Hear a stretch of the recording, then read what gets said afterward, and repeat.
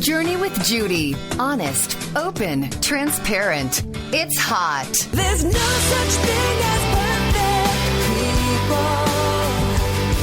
There's no such thing as a perfect life. So come as you are. Good morning. I hope you are having a fabulous weekend and you're starting your Sunday off journeying with Judy. And so for that, I thank you. Robin and I were just chatting before the show began about how we often wonder, is anybody even out there? Is anybody listening? We plan, we prepare, we pray. You know, this is not just a way that we make a livelihood. It's really where we want to make a difference. And so we hope you're out there listening. And other than my man, Marty, I don't even know who is.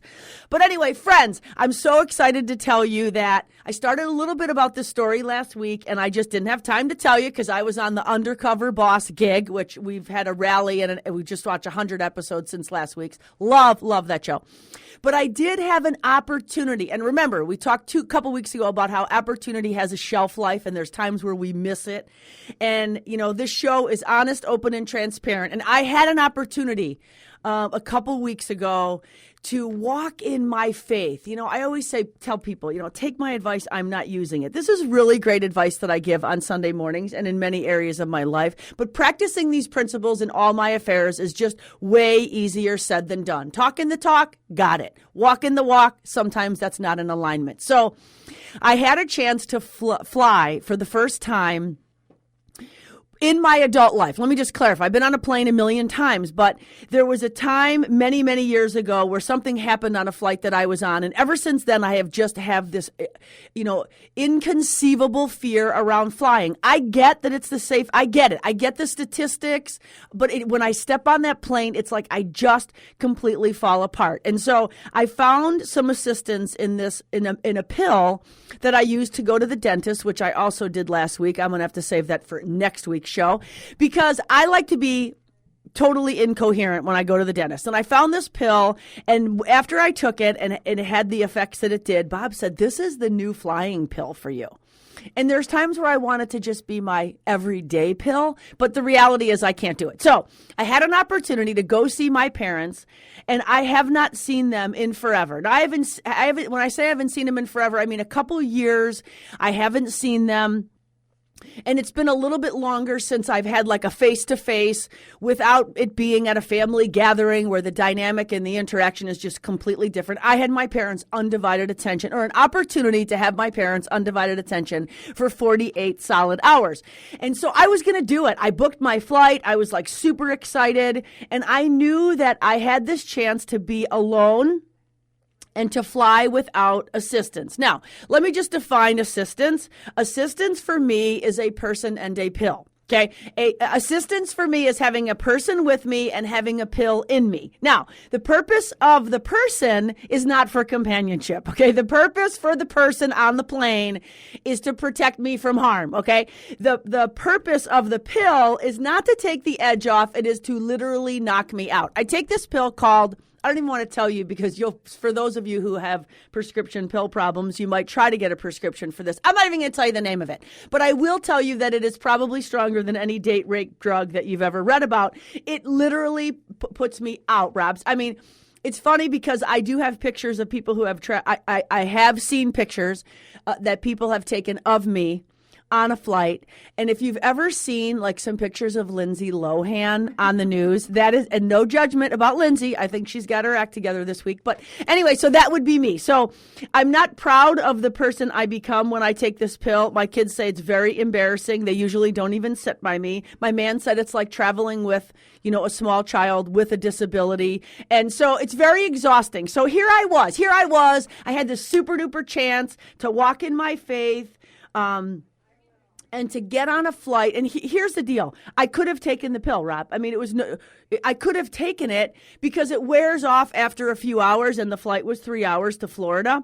But the thing about the pill is its purpose for why it's prescribed is to help you, you know, not remember something. Okay, now this is another reason why you might want this in a Pez dispenser in your purse. So not remember.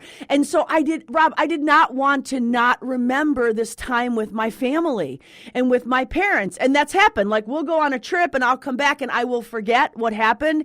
And when my kids talk about it, it recalls the memory, but it just puts it in this compartment and it gets it tucked away. So it was like, I have 150 million reasons to not take this pill. And plus the fact that I was traveling by myself and I really could not trust those people around me. I mean, if something was going on with the flight, Robs, I would be literally like just out cold. And so here's my checklist for flying. Like rosary, check. iPod, which my kids make fun of me because it's 20 years old. An iPod with the rosary track on it, check. Headphones, check. Pills, check. A person to help me, check. So that's usually my check. It's very different than the TSA, check. But it is my check. And in this case, it was like an hour away from the flight, taking off and boarding or whatever. And I was talking to everyone at the gate. And I wanted them all to know that this was like a really big deal for me. And I think some people really did not care. And many felt really pathetically sorry for me, a 51, soon to be 51-year-old woman who's afraid to fly, which my father told me when I was there was completely infantile.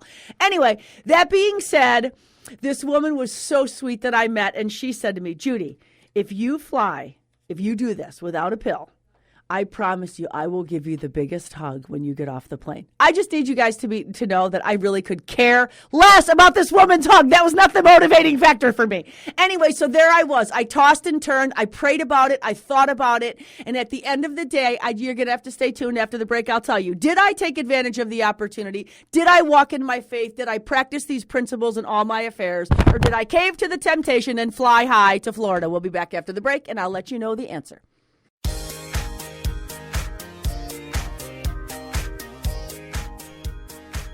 All right, welcome back. You're journeying with Judy right here on Lake 96.1 this Sunday, February 19th. I mean, hello. Pretty soon spring is going to sprung, Rob, and then maybe my watch will be on time because I never sprung and fell behind from last time. Right now, I want you to know my watch says 5 to 7. What time is it even?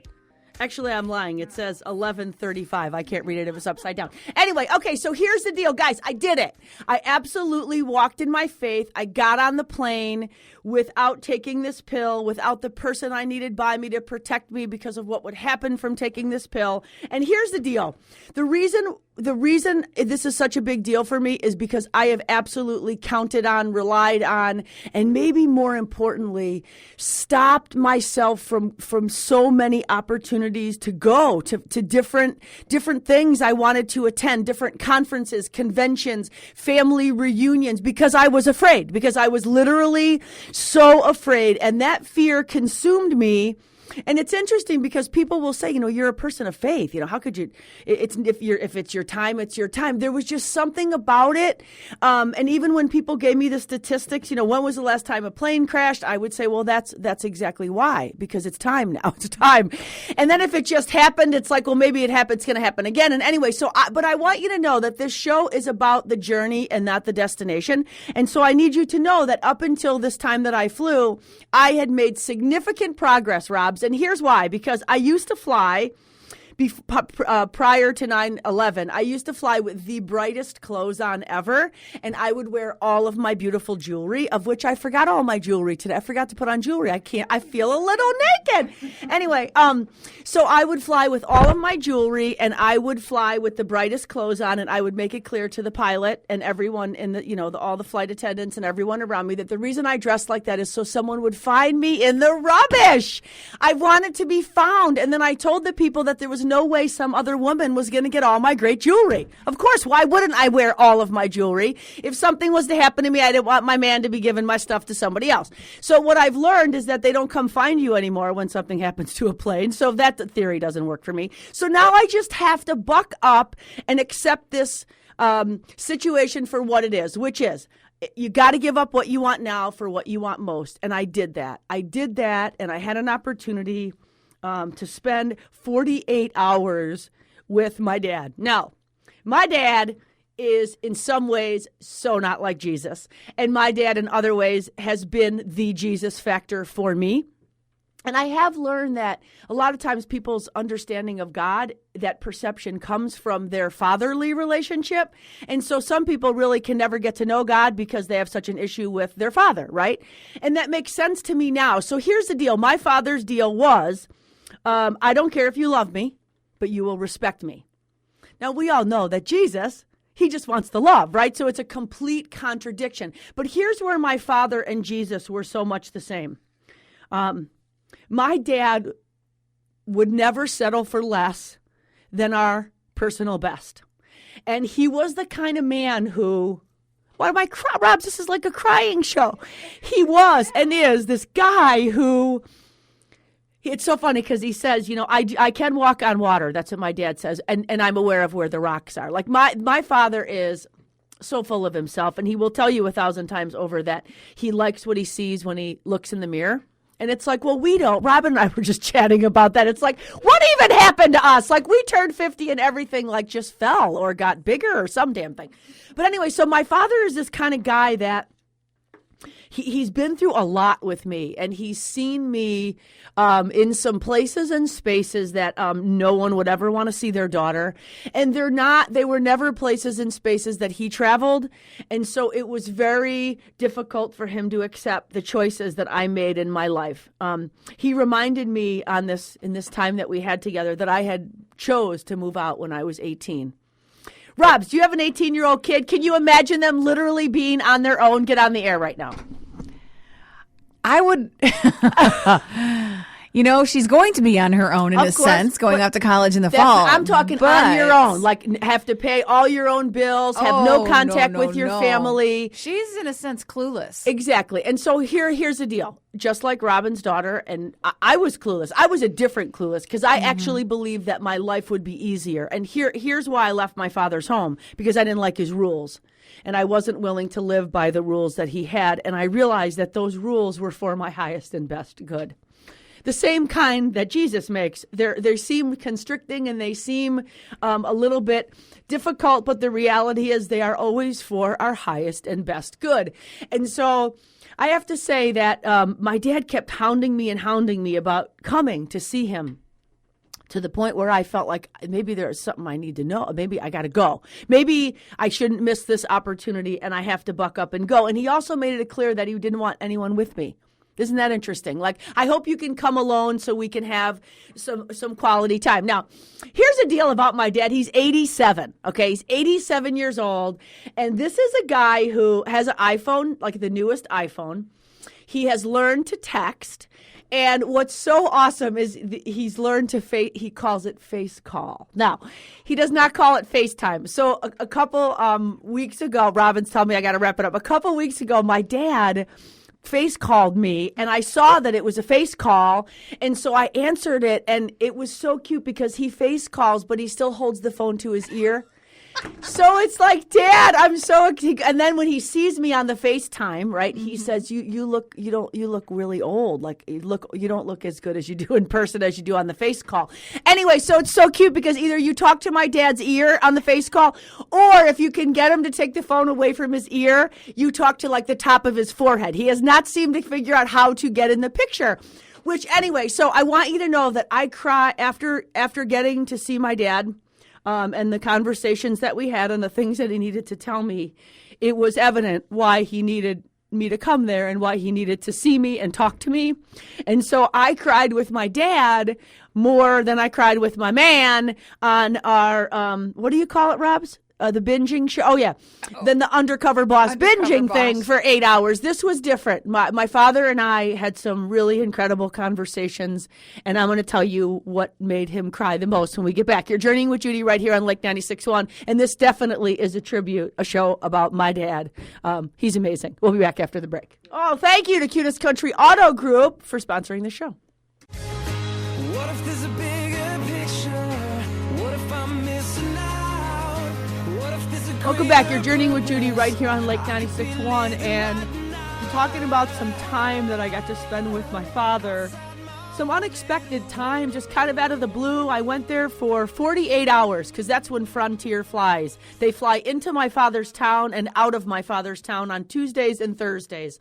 And so I went for this 48-hour jaunt, and I can tell you that it was the greatest blessing that I can't. It's hard for me to even talk about it. And the reason it was so awesome was I got to see some sides of my father that as a child I never got to see. My dad was a stoic man. I don't remember ever seeing him cry until my mother's funeral.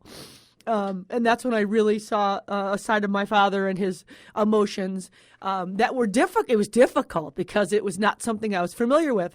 And my father cried more in 48 hours in my presence. I tend to have that effect on people, I guess. Then I saw him cry in my entire adult life, 51 years in just a few weeks. And so what was so crazy was that he is such a different person now as an 87-year-old man. And he will attribute that to his new wife and what she's brought out in him as a man. But it's interesting because I think he spends a lot of time looking back, which I think we all do to some degree. But he finds his solace and fills his day with thinking about memories from the past. And some of those have served him well, I believe. But what he was so willing to share with me was what he considers to be his greatest failures as a parent. And it's so crazy because I think as parents, we judge our kids. We want to post all over Facebook and tell everybody when our kids do something well. And people say, oh my gosh, you should be so proud. But it's so interesting how we don't post on Facebook and tell everybody when our kids just don't measure up, right? When they just drop the ball or make choices that we wish they didn't make life-changing decisions, all of which I have done and created a tremendous amount of pain for my dad and my mom, which was his wife at the time. And so it was so crazy because one morning, my dad got up at 4 a.m. and he said to me, I don't want to miss our time together. So you might want to get up. So it was funny. It's 4 a.m. It's like, Dad, you should be sleeping. Well, it was so sweet because that 4 a.m. day, it started at 4 a.m. and at 2:30 the next morning, we were still sitting there. And he said, I don't want the night to end. And meanwhile, I literally was doing the heroin nod, Rob's like, I was so tired. And here's my 87-year-old father just sharing one more memory of his success and when he was the CEO of this company and when he ran this. And he just was reliving all of these things. But it was so interesting to me because he cried and his tears, what he expressed to me, he cried so much because he was so proud of me. And it's so funny because pride is not a word that I would expect to hear from my father. Because I made a lot of really, really bad decisions in my life and I caused him a lot of pain. But the thing is that he never gave up on me. And he did that thing that's so hard to do as a parent, which is he let me leave his home and make decisions where I would just fail epically, which I'm so not willing to let my kids do. Oh, I just read an article that said the most common mistakes parents make, and I want you to know that I've made them all. So I have to rethink my parenting strategy. It's a little late now. Robin's saying she'd like to read this article as well. Maybe I'll share it next week because we're going to run out of time today. But the reality is my dad did not make a lot of mistakes when it came to parenting. And at the time that I was growing up, I thought he was just awful. I mean, just absolutely awful. But he was a man who stood on his convictions, and he would not accept less for his children. And it's interesting because we all chose a lesser path, and we all chose not the narrow way that he promoted, but the wider path. And found ourselves and our lives in complete and utter destruction.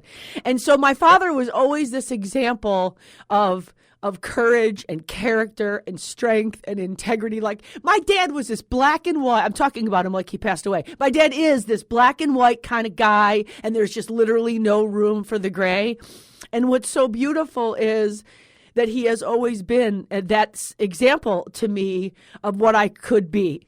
And he would never settle for me being anything less than my personal best. And the things that he said to me in the 48 hours we had, the things that he said about my children and about my husband, I mean, I wish I recorded him. I wish I had him on a face call.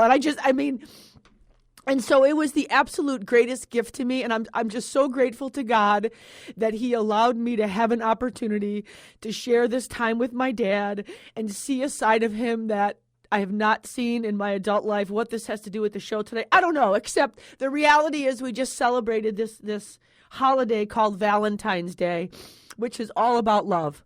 And love is to desire the highest and best good for the sake of the person that you love. And so that is something that not only does Jesus do, but that my father has done for my entire life. He has always desired the highest and best good. And so, Dad, I thank you, and I love you, and you are just an amazing, amazing man. So thanks for journeying with Judy this Sunday right here on Lake 96.1. And maybe next week I'll tell you about the most common parenting mistakes. I might even tell you about this woman who screamed and yelled and flipped me off in her car. And just so you know, I was not even driving. Maybe I'll tell you about the fact that I had my tooth extracted and I took more pills than I should. Maybe I'll tell you about Campbell's driving experience, because now she has her permit. I don't know, but I just really want you to tune in next week, because there will be a show of fun that's honest, open, and transparent. So peace out.